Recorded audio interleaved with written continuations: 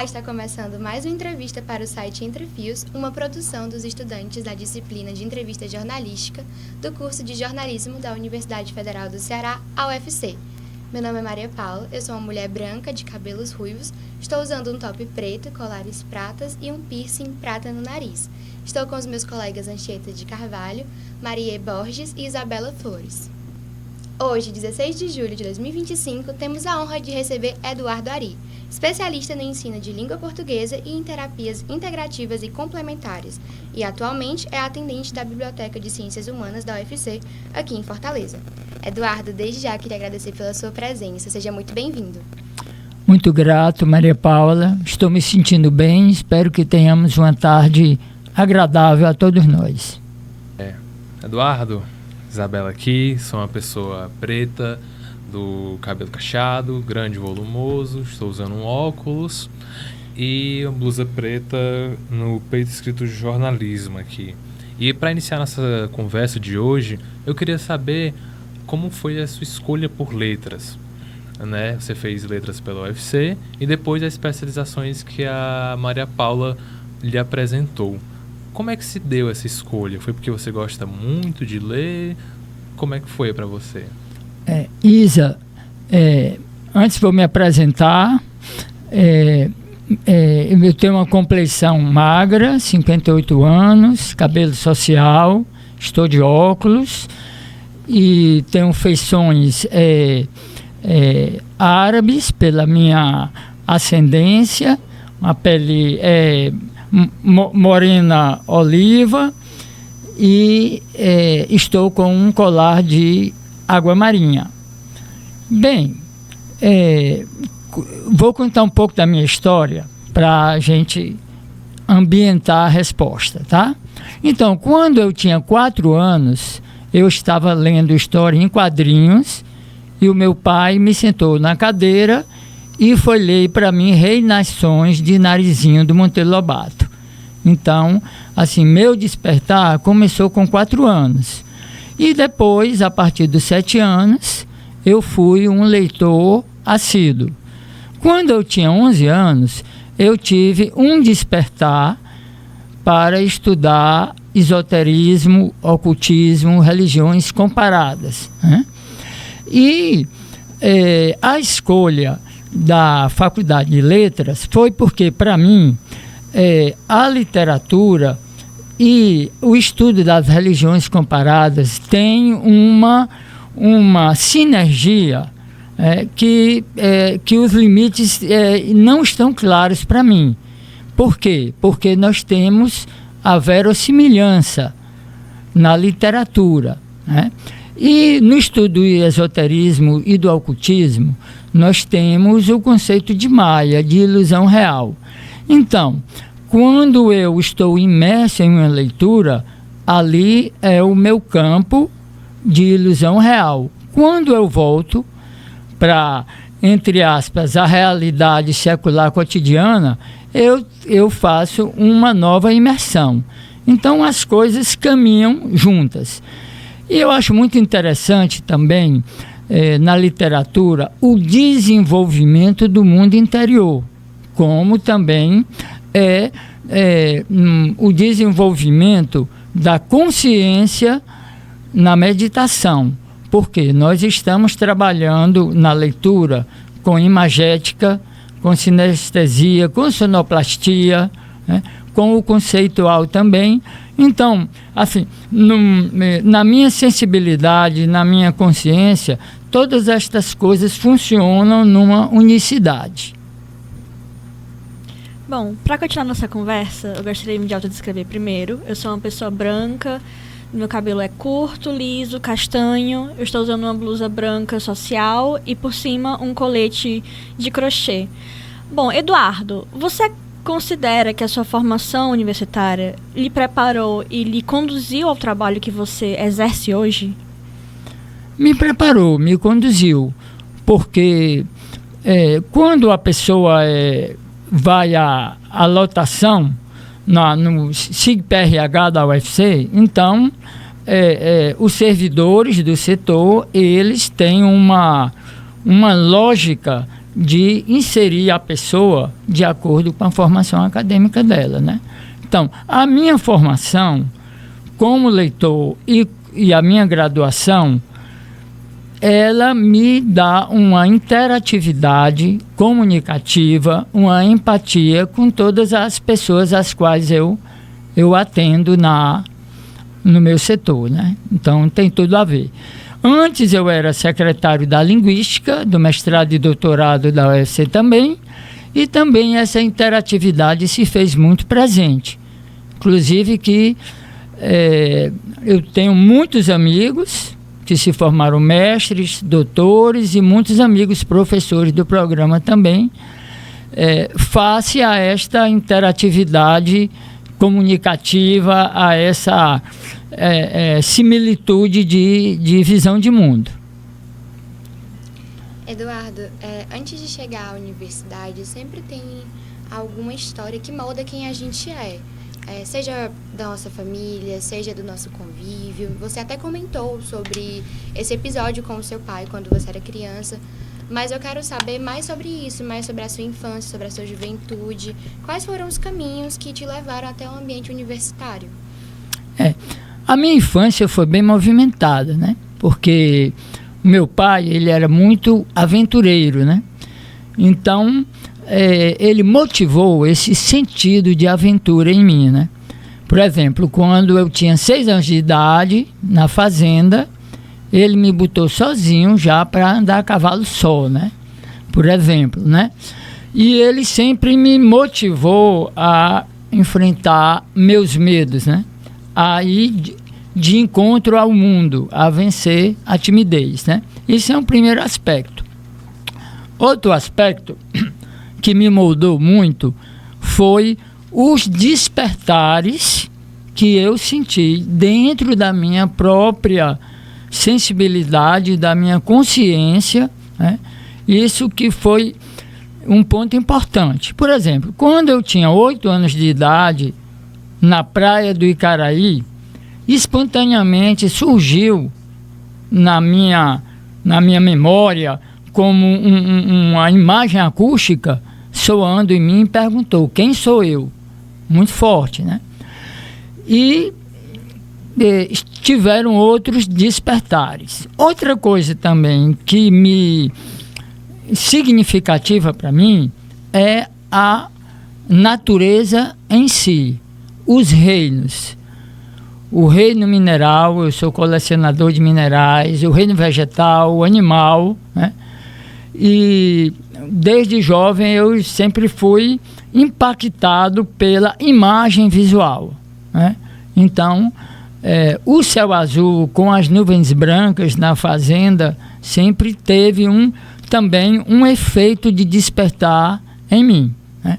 E depois, significativo também foi o contato com o esoterismo, o ocultismo, o aspecto místico, que me despertou a possibilidade de expandir o meu conhecimento e a minha vivência em outras dimensões, em outros mundos, em outros estados de consciência, né? Então isso é muito significativo para mim. A natureza e o esoterismo, o ocultismo, o aspecto místico. Pois, Eduardo, com essa sensibilidade para o mundo que você adquiriu na infância, trabalhou na adolescência e continua a mestrar ela, profissionalizar ela em si, com seus conhecimentos e suas aplicações, você percebe que na biblioteca, hoje em dia, há uma diferença muito gritante entre o perfil do usuário novo, contemporâneo, com o usuário antigo. Você percebe que tem essa diferença que é tão comentada entre gerações, como elas usam o espaço, se elas leem muitos livros na biblioteca, ou se ela usa o espaço da biblioteca para outras coisas. Como é para você? O que você sente dessa relação do usuário com a biblioteca? Olha, assim, a minha tendência é ver a singularidade de cada pessoa, né? Então, eu vejo mais cada pessoa em si do que uma diferença entre gerações, né? Logicamente que nós sabemos que a moldagem do meio ambiente, da cultura, da década que a pessoa nasceu, influencia sobre diversos aspectos a pessoa, né? Mas o meu olhar é para a singularidade de cada pessoa, né? Porque, assim, criar uma isonomia de observação pelas gerações não é minha tendência, né? A minha tendência é mais ver a singularidade de cada um. Então, o que eu olho é para cada um naquele momento, né? Bom, Eduardo, você mencionou que você fazia parte da Secretaria de Linguística da UFC. E eu queria lhe perguntar se você acredita que as experiências que você teve durante sua trajetória, tanto na secretaria quanto na biblioteca durante todas essas décadas, influenciaram de alguma forma na sua vida? A experiência como secretário do Programa de Pós-Graduação em Linguística foi muito marcante para mim, porque foi uma época muito dura, de muitas dificuldades, porque eu tinha que organizar desde a entrada na seleção até o momento da defesa final e da diplomação, né? Agora, Maria, eu estava lendo, agora recentemente comprei, do Ryan Holiday, O Obstáculo é o Caminho, né? Um livro fascinante. Então, também o momento da dificuldade é o momento que a pessoa sai da zona de conforto e ela começa a aprender mais sobre si. Também é um princípio dentro de algumas escolas esotéricas. Até diz assim, o sábio, quando estava tudo bem, ele buscava as dificuldades, né? Normalmente não é isso que a gente faz. A vida já providencia, né? Então, eu pude me desenvolver bastante como secretário, né? Embora fosse um momento muito desgastante. Então, eu fui aprender mapas mentais, fui aprender PNL, excelência no atendimento, e tive que superar muitas barreiras temporais de habilidades a desenvolver, né? E porque também eu sou pai de família, né? Sou casado, tenho um filho, então se juntaram as responsabilidades com as dificuldades inerentes ao setor. Agora, eu acredito assim, que tudo na vida tem um momento. Então, foi bom eu estar lá, mas foi bom também eu ir agora para a biblioteca, né, que é outro tipo de trabalho, outro tipo de ambiente. Então, eu sinto que o movimento do ritmo da mudança foi harmônico para mim, tá? Agora, lá no programa de pós-graduação em linguística, eu convivi com muitas pessoas interessantes e notáveis e sempre me dei bem com todos, apesar do trabalho duro, né? E, Eduardo, você falou aí sobre a sua trajetória como secretário, que te desenvolveu bastante, e você também tocou num tópico muito importante, que é justamente o tempo, conciliar o tempo do trabalho, da família e tudo mais. E eu quero saber, você consegue hoje em dia conciliar o tempo do seu trabalho com o seu desenvolvimento espiritual? É um desafio para você? Como é que você lida com esses dois policiamentos? Eu estou lidando bem com isto, né? Porque eu tenho um casamento muito harmônico, né? E a minha esposa compreende a minha necessidade de passear sozinho, a minha necessidade de estar com os livros, de estar com os amigos, né? Então, assim, a característica da minha esposa me facilita muito esta organização do tempo para mim, né?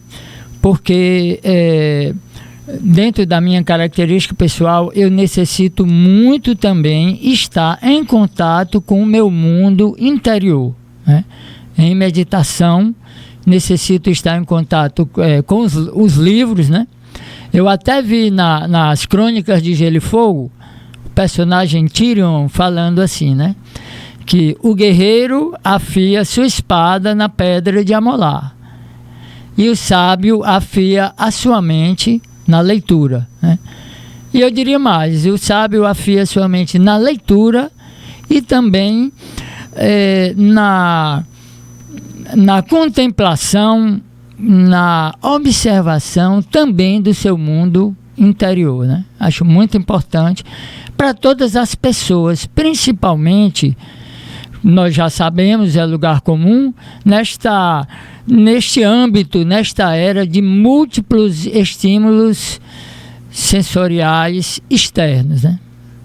A gente sabe que a rotina dentro de uma biblioteca vai muito além de empréstimos e devoluções.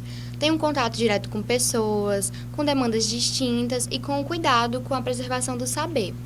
Para você, como é a sua rotina? Quais são as suas dificuldades no seu dia a dia e também as suas recompensas? Um ambiente de trabalho é sempre complexo. Nós temos, em primeira instância, o contato com os colegas de trabalho, em segunda instância com o usuário, né? Então, a minha postura é de uma atenção permanente. E nessa atenção permanente eu também busco ficar relaxado, né? Então, temos um ponto de equilíbrio que é interessante. Na Cabala diz assim: o equilíbrio é a harmonia pela analogia dos contrários. E o equilíbrio sempre ele é dinâmico, não é um ponto estático. Então eu compreendo que sempre estou buscando um ponto de equilíbrio em atender ao usuário e ao mesmo tempo agir da forma como eu acho correta, dentro do ordenamento jurídico da universidade e dentro do que eu, de forma ética e burocrática, eu preciso fazer. Então, a grande habilidade que eu estou sempre buscando desenvolver, porque sempre é um movimento de evolução. Nisso eu estava lendo o Byung-Chul Han, que é uma visão chinesa. O movimento é contínuo, em constante mutação.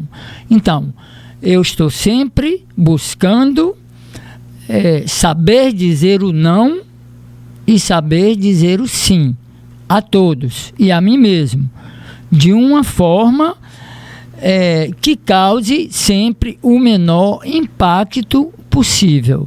Sempre que a pessoa receba o meu não de uma forma que não afete a harmonia pessoal dela, né? Então, eu acho que o grande aprendizado é atender bem, aprender a dizer não, aprender a dizer o sim e ser eticamente e burocraticamente perfeito, né? Então, é um movimento muito interessante para mim. Por que, Maria Paula? Eu compreendo, assim como os tibetanos, assim, o espaço interno e o espaço externo são um único espaço. Eu posso deslocar a minha atenção para meu mundo interior, eu posso deslocar a minha atenção para o mundo externo.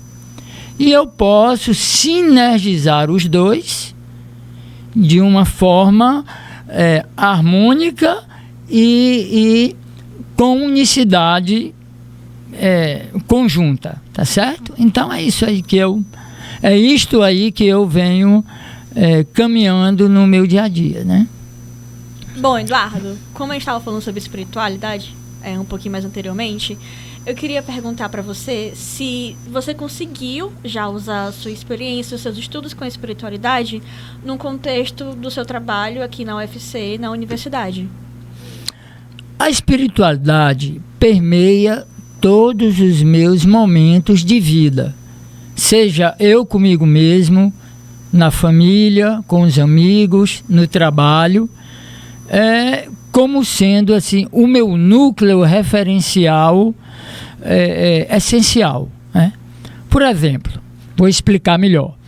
No movimento gnóstico cristão universal, existe o princípio da autoobservação contínua de si.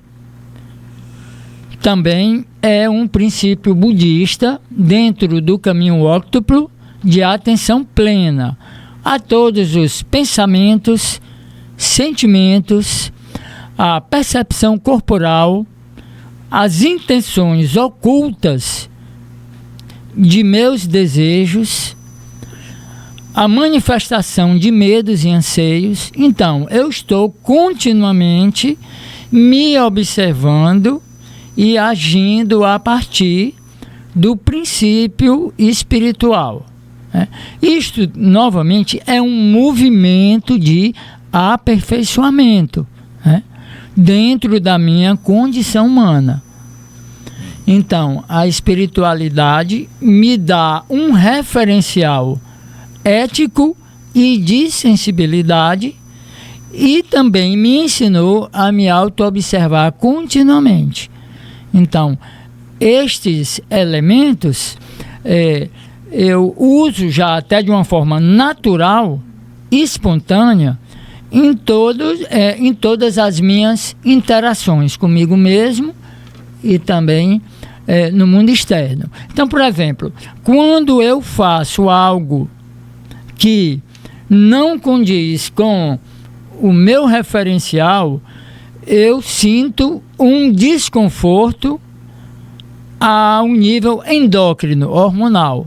Então, ali já é um sinal de alerta para eu me realinhar com o estado de ser que eu considero mais agradável, mais leve, melhor para mim. Por exemplo, no caminho óctuplo, temos o aspecto da sabedoria, o aspecto da conduta ética e o aspecto da disciplina mental. Então, a espiritualidade não é somente, pelo que o Senhor Buda ensinou, eu compreendo assim também, uma questão de ter estados alternativos de consciência, viagens astrais, percepções fora do estado mental comum, do estado vivencial comum. A conduta ética permeia também a espiritualidade. Por quê? Quando existe algo fora de um referencial espiritual, de um referencial ético, existe um ruído energético, uma disfunção vibracional que a própria existência, na minha compreensão, ela busca um realinhamento. Se a pessoa não tem consciência disso, então o que as escolas consideram, algumas escolas chamam a lei da causa e efeito, a lei do karma, a requalificação. Agora, quando a pessoa estuda e tem consciência e busca, mesmo em algum momento houver um desalinhamento, uma saída dos trilhos, mas ela tem esse direcionamento, eu acredito que facilite bastante para a pessoa se manter num estado de ser mais consciente e leve e, como eu sinto em mim, mais agradável de existir, né? Eduardo, como você falou, a espiritualidade, ela muitas vezes ultrapassa o campo do místico e se manifesta nas nossas relações, seja nas escolhas que a gente faz, na maneira como a gente lida com o mundo. Na sua visão, como a espiritualidade pode contribuir para o cotidiano das pessoas, seja no trabalho, nos estudos ou nas relações pessoais? Eu acredito, Maria Paula, eu gostei muito da sua pergunta, porque aí eu estou querendo entrar num ponto que eu preparei, né? Bem, eu compreendo que no caminho óctuplo que o Senhor Buda trouxe, ele fala de uma disciplina mental, né? Então, o mindfulness, ele reaviva ele traz por dentro da neurociência estudos que combinam com a disciplina mental que o Sr. Buda trouxe há 600 antes de Cristo, certo? Então vejamos, no livro Budismo e Meditação, Mindfulness, de James Kingsland, ele fala, eu tive conhecimento da rede do eu. O que é a rede do eu? A rede do eu é aquilo que, através de diversas estruturas neurológicas, anatômicas, fisiológicas do cérebro, ela nos dá a condição de uma memória autobiográfica passado, nos dá uma condição de analisar no presente as expectativas dos outros e as minhas expectativas, e de analisar também estratégias de futuro. Então, a rede do eu, ela é muito importante. Agora, como eu compreendo, venho estudando com os sábios, eu compreendo que a rede do eu não é a pessoa. Quando a pessoa se identifica com a rede do eu, passado, presente e futuro, existe uma cronificação da rede, então a pessoa sofre pela memória do passado. A pessoa cria uma identificação muito intensa com as expectativas, e a pessoa cria ansiedade em relação ao futuro.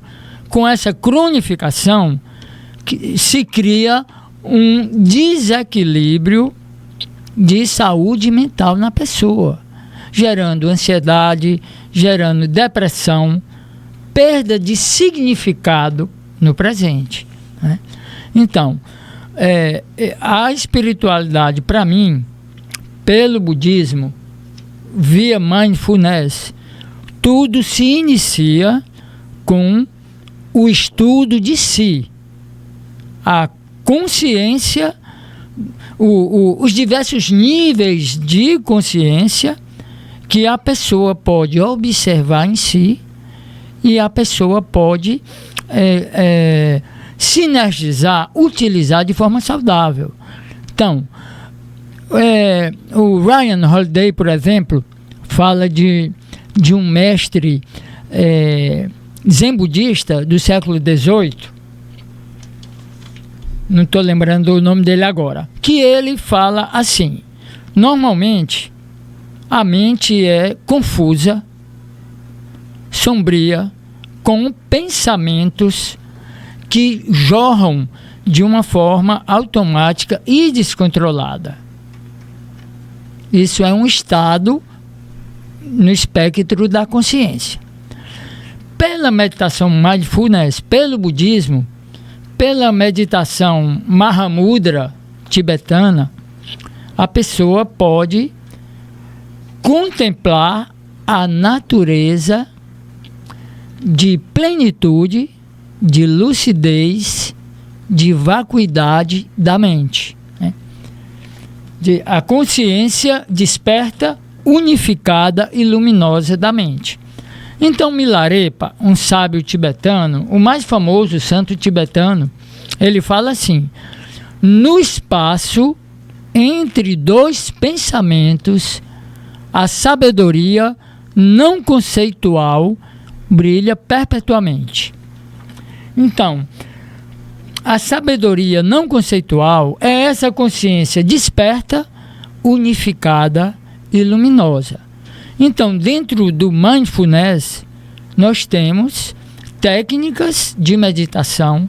No budismo clássico indiano, no budismo tibetano, nós temos técnicas de acessar este portal luminoso, o vazio iluminado, preenchido de consciência e lucidez, que é um espectro da consciência que todos nós temos. Muito bem. A mente é sombria e confusa. O vazio iluminado, pleno de luz, de lucidez, de satisfação. E o terceiro ponto, voltamos à mente analítica, voltamos à mente estratégica, à mente do cotidiano, mas agora não mais confusa, nem sombria. Agora, tendo como referencial a natureza primordial da mente, iluminada e sadia, né? Então, ir ao vazio iluminado não é abdicar da vida cotidiana, mas educar a mente, né? Então, vou citar uma frase do Ryan Holiday, na A Quietude é a Chave. A mente é um lugar importante e sagrado. Mantenha-a limpa e desobstruída, né? Então, este é um dos aspectos que a espiritualidade pode trazer em benefício ao mundo. E não só ao mundo humano, né? Porque eu considero que a felicidade do homem está intrinsecamente ligada à felicidade dos minerais, dos vegetais, dos animais e de outras instâncias ocultas à percepção humana comum. É como diz o Sr. Buda, tudo é interconectado e interdependente. Anchieta de Carvalho, 1,80 m, sou invisual, estou com blusa preta, com a camisa da UFC, calça preta, uso óculos escuros. Eduardo, é uma satisfação inenarrável estarmos aqui nos deliciando com o seu conhecimento, com a sua sabedoria. A pergunta que lhe faço é a seguinte: no seu conhecimento, no seu ponto de vista, a tecnologia, ela está contribuindo para a evolução espiritual das pessoas ou é o inverso? Eu compreendo assim, Anchieta, a tecnologia em si, ela não é mal, é como um instrumento. Mas nós sabemos, ela é igual a comum, que desde há muito ela está direcionada ao lucro e à opressão, né? Então, é um ponto assim de muito delicado, né?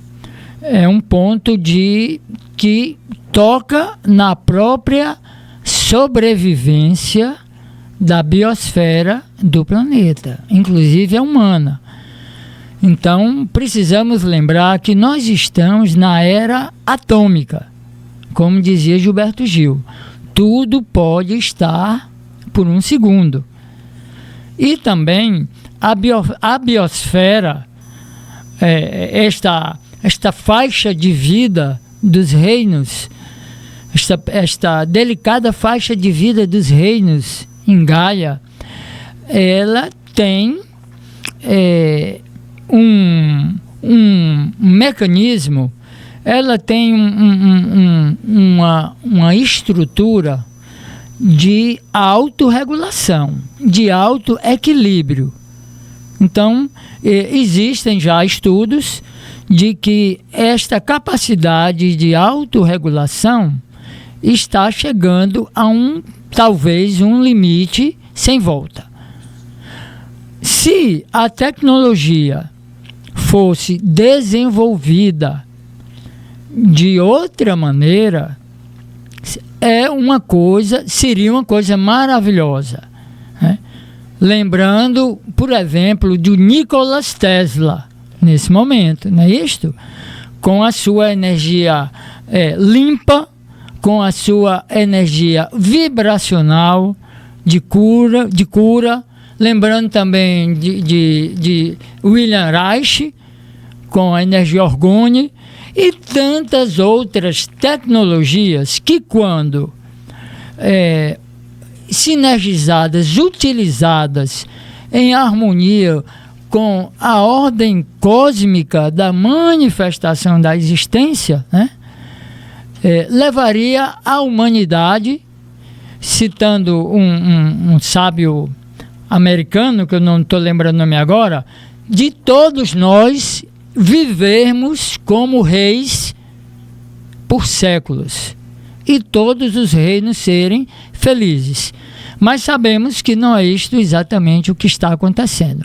Então, não é o conceito de tecnologia em si, mas de que forma está a relação da civilização humana com ele e de como está sendo utilizado a capacidade intelectual sem a devida sabedoria holística que o ser humano tem capacidade, que o ser humano já manifesta a capacidade. Mas poderes ocultos, obscuros e também manifestos atuam em sentido contrário.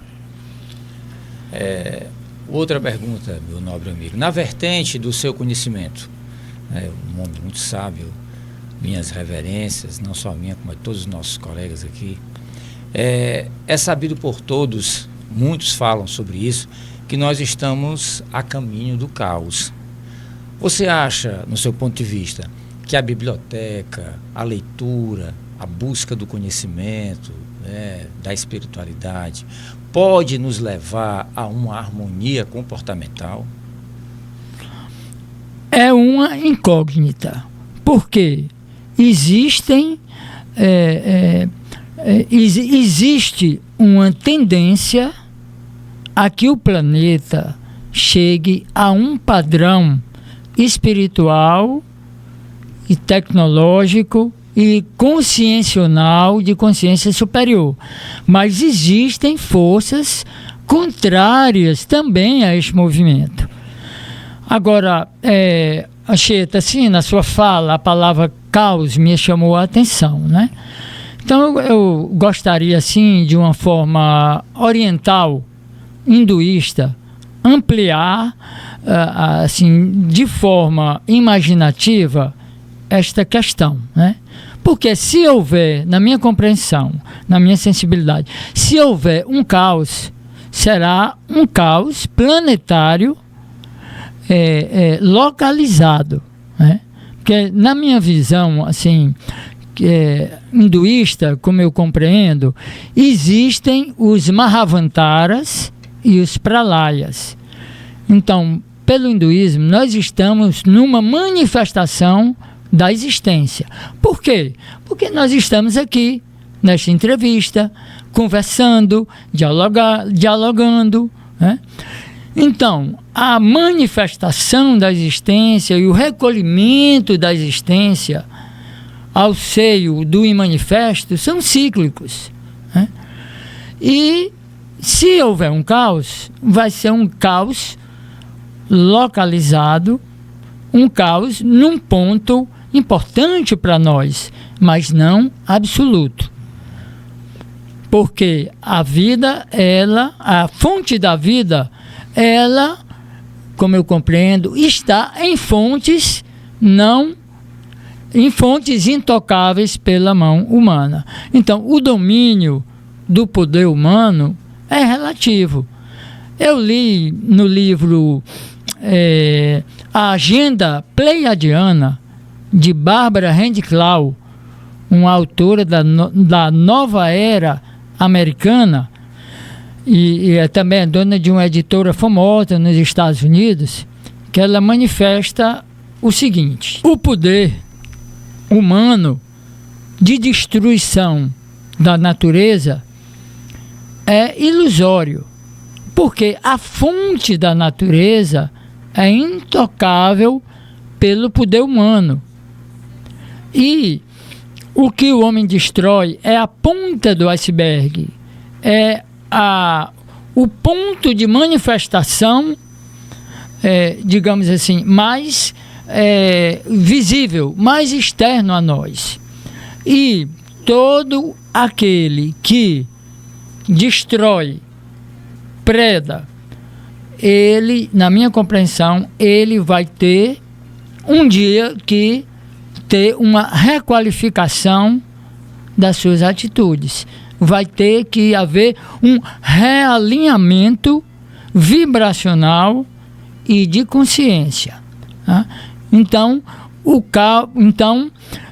como diz Eliphas Levi, existe o mal relativo e o bem relativo, mas o que prepondera é o bem supremo, intocável pela ação humana. Eduardo, muito interessante conhecer esse seu lado ligado à espiritualidade, essa coisa mais do esoterismo, da misticidade, mas agora eu quero conhecer o seu lado mais humano, né? A gente sabe que ser pai de um homem autista envolve uma série de aprendizados, desafios, né? A sociedade é muito complicada com relação a isso, ainda tem muito preconceito, ainda tem muito estigma, muitos tabus a serem quebrados e muitas transformações que são necessárias. É uma vivência que impacta não só a sua vida pessoal, mas também a forma como se vê o outro, como se percebe a sociedade. E eu queria saber como essa experiência moldou o seu olhar para temas como empatia, educação e acessibilidade. É muito interessante ser um pai autista, né? O Raj, ele já tem 25 anos, está fazendo publicidade e propaganda na Nassau. Então, ele tem uma inteligência diferenciada, né? A questão, Maria Paula, com ele, quando eu falei, é a questão da rede do eu. Porque ele tem a rede do eu, a questão do que ele sofreu no passado, as expectativas das pessoas e a ansiedade pelo futuro são muito intensas, né? E eu fico assim muitas vezes achando assim até como se fosse uma lila, uma brincadeira da existência comigo, né? Que eu estudo tanto isso e vejo no Raj estas questões da síndrome do pensamento acelerado, das emoções aceleradas, né? E não posso fazer muita coisa, né? Então, para mim, é uma questão assim de conformação espiritual, de acreditar nos desígnios, né, da justiça divina, né? E o que eu sinto assim é que o autista, ele necessita de um intenso olhar empático, né, das pessoas que têm, digamos assim, a gerência mental feita de uma forma mais tranquila, né? Porque em termos de equilíbrio mental, de sanidade mental plena, né, eu acredito que poucos seres humanos ao longo da história da humanidade conseguiram, né? Por exemplo, o Senhor Buda, acredito que ele tenha conseguido, pelo que ele manifestou, né? Mas normalmente o ser humano, digamos que tem uma funcionalidade e um aparente equilíbrio mental, né? É como diz Caetano, né? De perto, né? Ninguém é normal, né? Então, muitas vezes, o que a pessoa necessita é observar mais de si, observar seu próprio mundo interior, seus medos, anseios, suas intenções, perceber a fragmentação e a confusão interna para poder chegar a faixas de espectro de consciência mais saudáveis, né? Então, o Raj, por exemplo, lá na SAL está marcado uma reunião com o coordenador pedagógico, com os professores, para de que maneira nós podemos otimizar a recepção aos autistas na universidade, né? Então, digamos, vai haver um trabalho de equipe em determinada disciplina, tá bem? E será que por inexperiência e assim falta de um despertar, o que é natural, dos outros membros da equipe, uma forma mais sábia e habilidosa de integrar o autista na equipe, né? Então eu sempre vejo pelo sumum bonum histórico, o bem de todos, né? Então, uma maior consciência, uma maior empatia da sociedade em relação a estados diferenciados de existir, né, é evolução a todos nós, né? em todos os sentidos, porque este mundo fenomênico, como diz no budismo, impermanente, imperfeito, ele tem uma função muito importante no desenvolvimento do espírito, na evolução espiritual de cada um de nós, conforme eu compreendo, né? Porque, como diz no movimento gnóstico, aqui é o nosso colégio psicológico. E não adianta fugir do colégio, né? Ele tem coisas boas para nos dar. Eu acho muito interessante assim o modo de ser autista, com a sua transparência, a sua sensibilidade, sua inteligência diferenciada. É um momento em que as pessoas que não estão no espectro autista perceberem a possibilidade que a existência tem de trazer outras formas de ser.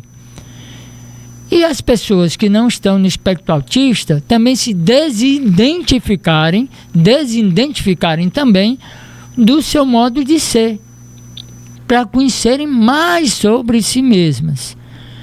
Então, houve um sábio da Ásia Central, Gurdjieff, que chama assim Gurdjieff, George Ivanovich Gurdjieff, que fundou o PRIRE em Paris, acho que no início do século XX, e ele fala, todo o problema é a identificação. Então, a pessoa se identifica com o seu modo de ser, a pessoa se identifica com a sua rede do eu, e aí ela limita as suas próprias possibilidades. Então, tudo oportunidades de expansão de consciência, de desidentificação. Os obstáculos, a forma de existir dos outros seres, os seres minerais, vegetais, animais, as outras civilizações humanas e os outros estados cognitivos diferentes do estado cognitivo da pessoa que está observando o mundo, né? Eduardo, é uma pergunta um pouco assim agnóstica. Na leitura, buscando ler mais, buscando pessoas idem a você para que nós possamos amadurecermos espiritualmente, para que tenhamos, como você acabou de falar, empatia, porque o que acontece, o que eu vivencio hoje muito é uma falta de empatia assustadora. Então, se houvesse uma busca para essa evolução espiritual, essa evolução harmoniosa entre nós que somos pessoas viventes, né, na espiritualidade, eu creio que talvez nós pudéssemos ter um pouco mais de empatia. E no seu ponto de vista, temos que evoluir um pouco mais ou já estamos no caminho a passos curtos ou a passos longos? É muito interessante a sua pergunta, eu compreendi bem, grato o detalhamento, né? Olha, eu vou falar assim do meu caminho, inicialmente, né? Então, no meu caminho, o que faz sentido para mim é eu ter contato com a multiplicidade de escolas e de conhecimentos, né? Se na singularidade de outra pessoa ela compreende e está fazendo sentido para ela seguir, por exemplo, uma escola religiosa única, né? Seguir um dogma único, eu acho que o importante é que faça efeito para a pessoa. Como o Dalai Lama falou, qual é a melhor religião? A melhor religião é aquela que me faz melhor. Agora, para mim, no meu modo de ser, não funciona. Porque, para mim, só funciona o múltiplo e sinergizar esse múltiplo e buscar a analogia, buscar a similitude. Então, a minha mente funciona de uma forma de síntese, de uma forma de harmonizar numa arquitetura única todas as escolas que eu estudei, que aparentemente, em algum momento, podem trazer ensinamentos que, num primeiro momento, pareçam distintos, né? Eu acho muito interessante, assim, a Rita Lee, ela fez o prefácio de um livro do J.J. Abraham sobre alquimia, que ela fala assim: existe o religioso dogmático, que chega em uma escola e se adequa àquele dogma daquela religião, aos ensinamentos daquela religião, e ali ele busca evoluir e se desenvolver. E existe o religioso pragmático, que colhe, que garimpa em muitas fontes. E daí é quase que como ele compusesse, ou como ele compusesse a sua religiosidade, espiritualidade singular, bebida em muitas fontes. A minha tendência é acreditar que um caminho múltiplo seja melhor. Mas, como eu disse, eu falo do meu ponto de arquitetura referencial singular. Eu não posso ter uma palavra, né, sobre o universo do outro, né? Mas na minha sensibilidade eu compreendo que a empatia nasce, né, trazendo a empatia, nasce de conhecer e de se sensibilizar da alteridade, de conhecer as civilizações, as escolas, né? Eu até vi num romance chamado As Quatro Rainhas Mortas, se eu não me engano, né? Conheça tudo e compreenderás o todo. Então, esse caminho, para mim, eu me sinto mais feliz e animado desta maneira. E sobre a família? Qual o seu ponto de vista sobre a família, né, em busca dessa harmonização da essência? A família é importante, né? Você falou muito aí no seu filho, né, na família, e eu queria saber se realmente, na sua concepção, a família é importante nessa evolução espiritual. Na busca do polimento da essência. Eu gostei muito da pergunta, muito interessante. Então, acho que alguns âmbitos nos quais a pessoa nasceu são importantes, né? Então, a época histórica, a cultura, o país que ela nasceu, o ambiente de trabalho ao qual ela chegou e principalmente a família. Então, algumas escolas religiosas trazem esse aspecto do locus familiar, da família, como o mais importante, né? Porque o espiritismo, a Umbanda, né? O movimento gnóstico, e eu acho que é até universal essa compreensão, de que ali na família, pelo mistério dos laços sanguíneos, da consanguinidade, é onde antigos adversários vêm se harmonizar num contexto que facilita, porque são irmãos, são pai e mãe, são filhos, tá certo? Então, é como se fosse, assim, na minha compreensão, uma estratégia cósmica para facilitar o realinhamento do que entre os seres ficou desarmônico em vidas anteriores. E o trigueirinho é legal também, porque ele diz assim: há filhos que nascem por destino e há filhos que nascem por amor. Então, muitas vezes, né, o pai e o filho, a mãe e o filho não se entendem, e muitas vezes o amor é tão forte e natural, né? Então eu acho legal assim quando o conceitual combina com o que vivencialmente nós vivemos e percebemos, né? E, Eduardo, seguindo nessa linha, ao longo da entrevista, você falou de muitas escolas, muitos pensadores, citou até Ben-Chul Han, citou Ryan Holiday, várias coisas, estou vendo aqui no seu mapa mental também, infinitas coisas, 3 livros, mais anotações no celular. Hoje, nós temos acesso à informação que a gente quer.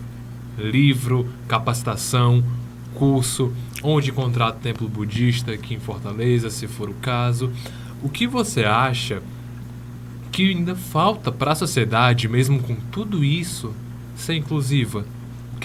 O que é a faísca que falta para a sociedade ser inclusiva se já temos, entre aspas, toda a informação que pode se ter? É como nós chegarmos no self-service. O que nós vamos botar no nosso prato? E de que maneira nós vamos ao buffet do self-service?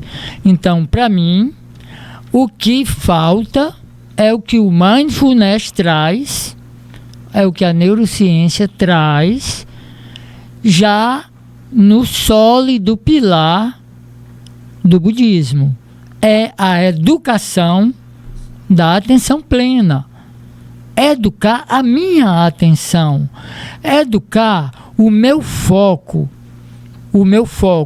corporal, endócrino, o meu foco emocional, sentimental, das minhas sensações, o meu foco mental. Então, é como o Sr. Buda diz, o que falta é a disciplina mental de intenção, concentração, meditação, atenção plena. Por quê? De que adianta termos tudo e não prestarmos verdadeiramente atenção em nada?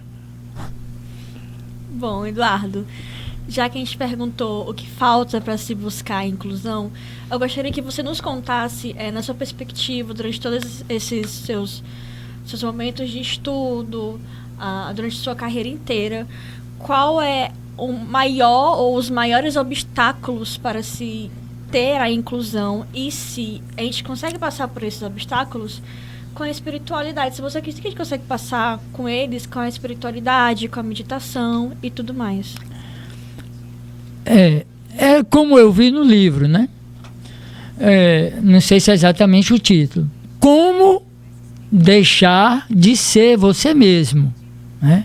Então, existe uma carência na minha compreensão de uma educação mais integral, mais completa da criança, né? É um problema de políticas públicas do país, é um problema de evolução planetária, é um problema transgeracional. Tudo perpassa pelo desenvolvimento educacional integral de cada ser humano. Uma educação filosófica, sociológica, astronômica, uma educação de autoconhecimento. Por quê? Veja, a pessoa vem crescendo. A pessoa vem gerando em si uma arquitetura pessoal, digamos, inadequada, diria até defeituosa, né? E aí ela se identifica com muitos pontos obscuros e imagina-se aquilo de preconceito, de limitação, da busca de um excesso de segurança frente ao diferente. Então, para mim, tudo é uma questão de conhecer mais a si, a vida, a diversidade da vida, sair de uma prisão de identificação mental limitada que foi construída pelas circunstâncias. Então vejamos, Dom Miguel Ruiz, sábio tolteca, ele escreveu, vou citar, os 4 compromissos e o 5º compromisso, são 2 livros. Os toltecas são uma escola de sábios do México. Lembro de Dom Juan Matos, né? Nagual, mestre de Castanheda. Dom Miguel Ruiz também é da mesma escola tolteca. Então ele diz, o condicionamento começa quando o bebê nasce e ele vai delineando a audição, ele vai delineando a capacidade de visão de distinguir os objetos. É o primeiro condicionamento. Depois temos o condicionamento da cultura, da família, das instituições, né? E uma série de questões, tá? E este condicionamento, até certo ponto, é necessário. Mas quando diz Gurdjieff, a pessoa se identifica com o condicionamento como se fosse a si mesmo, aí gera uma problemática. Por quê? Byung-Chul Han, ele diz, o vazio zen budista é afável. O não eu zen budista é afável. Por quê? Porque no espaço entre 2 pensamentos, na plenitude da lucidez, da vacuidade, da natureza essencial da mente, existe o vazio. E o vazio acolhe a todos. Então, eu tenho o eu. E se eu navego no não eu e percebo essa plenitude do vazio e volto ao eu, então eu sou afável com o todo. Não estou identificado com nada. É uma desconstrução, uma nova percepção que é necessário para que a empatia e a afabilidade e a aceitação surja. Compreendo assim.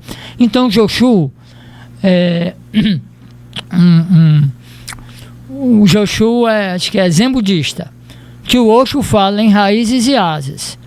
São diversos poemas. Então, o imperador chegou a Joshua e ele disse: sente e beba uma xícara de chá. E depois veio um monge e ele disse: sente e beba uma xícara de chá.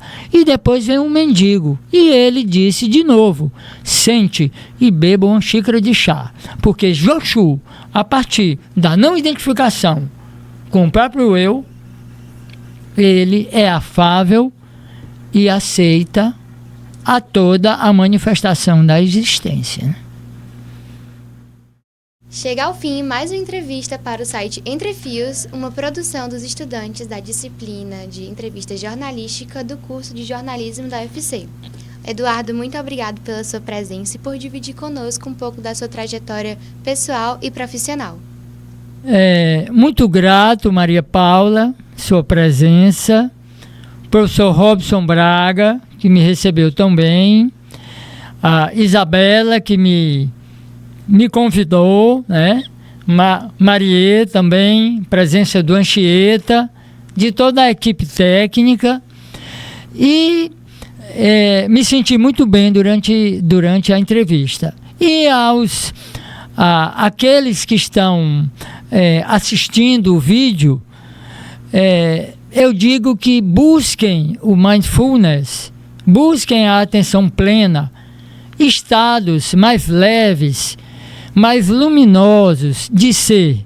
Esta possibilidade é real. Buscar nos locais onde podemos encontrar. E meu agradecimento especial a Isabela e a Marie por tão agradável convite. Além dessa equipe de apresentadores e entrevistadores, a gente também tem uma equipe por trás nos bastidores, operando câmera com o Guilherme Schmidt, a produção, o Ícaro Duarte e Renan Lucas, e o roteiro, que foi feito por todos, além da orientação do nosso professor Robson Braga. Encerramos por aqui e até mais!